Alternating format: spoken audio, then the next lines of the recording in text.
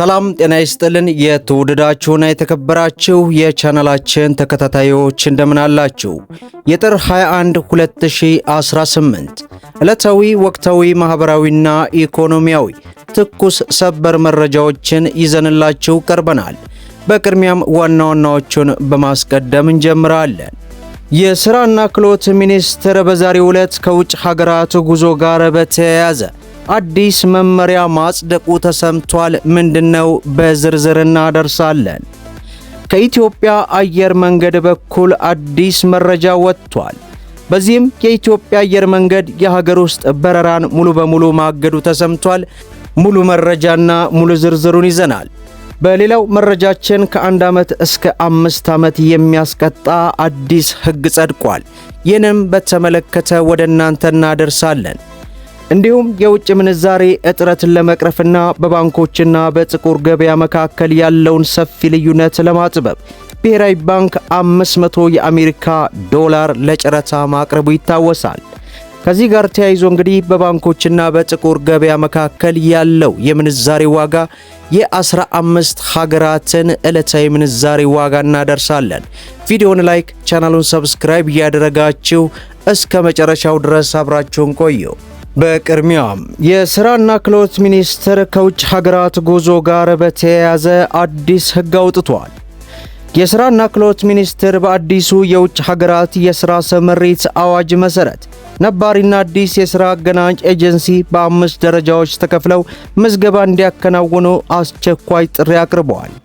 ሚኒስትሩ ምዝገባውን በሚቀጥሉት 3 ቀናት ውስጥ በደብዳቤ መጠናቀቅ እንዳለበትም አሳስበዋል። በዚህም በተቀመጠ የደረጃ መስፈርት ውስጥ ማሟላት ያለባቸው መሆኑን ያስጠነቀቀ ሲሆን ኤጀንሲው የተሰጠውን የ3 ቀን ገደብ በጣም አጭር መሆኑንና የምዝገባ መመሪያ ሳይወጣ ገንዘብ አስገቡ መባሉ አዳጋች እንደሆነባቸው እንግዲህ ለሪፖርተር እየገለጹም ይገኛሉ። በተለይም የተጠየቀው ገንዘብ በየትኛው ባንክና በማን አካውንት እንደሚቀመጥ ግልጽ አለመደረጉ ይህ አሰራር ልምድ ያላቸው ኤጀንሲዎች ከገበያ ሊያስወጣ እንደሚችል ያላቸውን ስጋት ለሪፖርተር ገልጸዋል።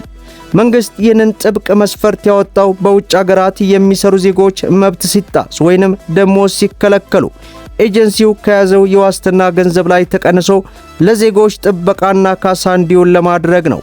ይሁን እንጂ የጊዜ ገደቡ መጣበብ በዘርፉ ላይ ከፍተኛ ጫና መፍጠሩን ሪፖርተር አስነብቦና በሌላው መረጃችን ከኢትዮጵያ አየር መንገድ በኩል አዲስ መግለጫ ወጥቷል።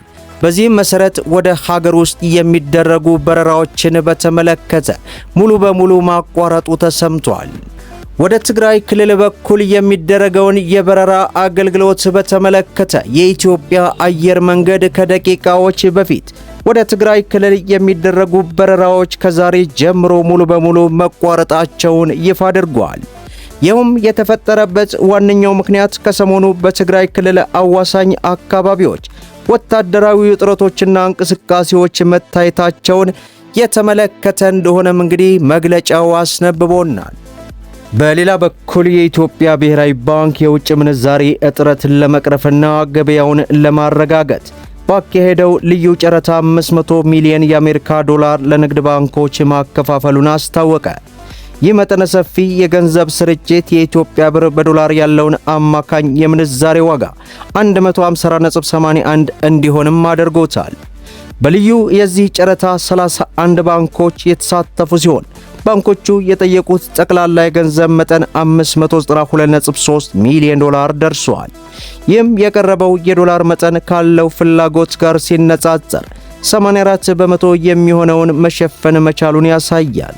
ከቀረቡት ባንኮች መካከል 25ቱ በጨረታው አሸናፊ በመሆን የሚፈለጉትን የውጭ ምንዛሪ ማግኘትም ችለዋል።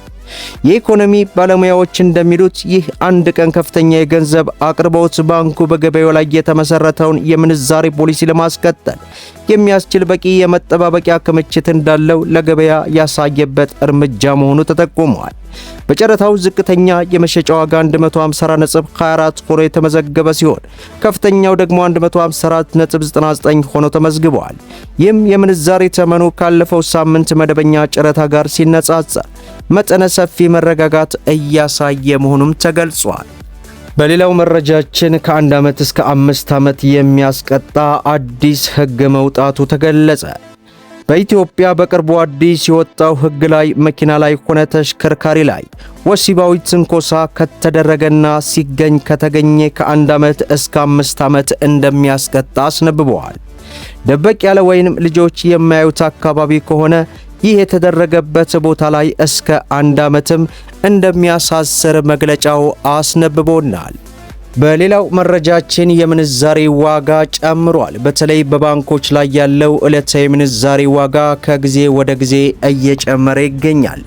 እኛም በሀገራችን ኢትዮጵያ የምንዛሬ ዋጋ ከፍተኛ የምንዛሬ ተመን ያስቀመጠውን የሮሃ ፎሬክስን ዕለታዊ የምንዛሬ ዋጋ በማስቀደም ከጥቁር ገበያ ደግሞ የ10 ሀገራትን በማስከተል ወደ እናንተ እናድረስ።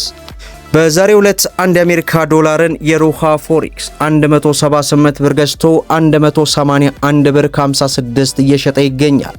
የእንግሊዝ ፓውንድን 231 ብር ከ84 ገዝቶ 236 ብር ከ47 እየሸጠ ይገኛል። ዩሮን ስንመለከት 202 ብር ከ67 ገዝቶ 206 ብር ከ72 እየሸጠ ይገኛል።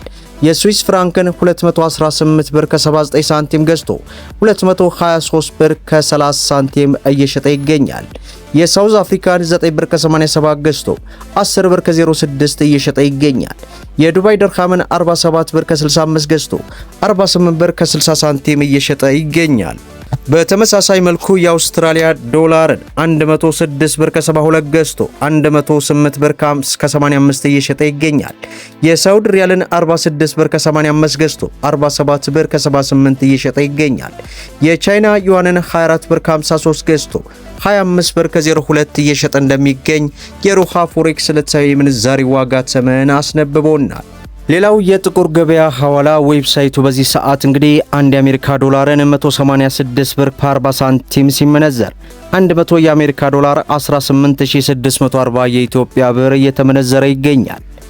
ፓውንድ ስተርሊን ስንመለከት 241 ብር ከ20 ሳንቲም ሲመነዘር 100 ፓውንድ ስተርሊ 24140 የኢትዮጵያ ብር ሲመነዘር እንደሚውል እያስነበበን ይገኛል ማለት ነው።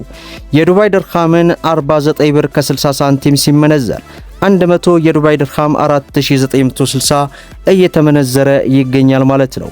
የሳውዲ ሪያልን 48 ብር ከ35 ሳንቲም ሲመነዘር 100 የሳውዲ ሪያል 4868 የኢትዮጵያ ብር እየተመነዘረ ይገኛል ማለት ነው። የጆርዳን ዲናርን ስንመለከት 258 ብር ከ90 ሳንቲም ሲመነዘር 100 የጆርዳን ዲናር 25890 የኢትዮጵያ ብር ሲመነዘር ይውላል ማለት ነው። በምንዛሬ ደረጃ ቁጥር 1 የሆነችው የኩዌት ዲናር 600 ብር ከ20 ሳንቲም ሲመነዘር 100 የኩዌት ዲናር 60 ከ20 ሳንቲም እየተመነዘረ ይገኛል ማለት ነው።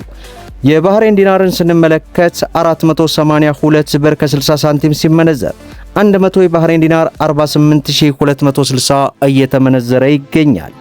መደመጥ ያለባቸው ወሳኝ የሆኑ መረጃዎችን ይመስላሉ። ቪዲዮውን ላይክ ሸር አድርጉት። እስከ ፍጻሜው ድረስ አብራችሁን ስለቆያችሁ ልባዊ ምስጋናችን እየሰጠን በሌላ ቪዲዮ እስከምንገናኝ ወሰላሙ አለይኩም ወራህመቱላህ።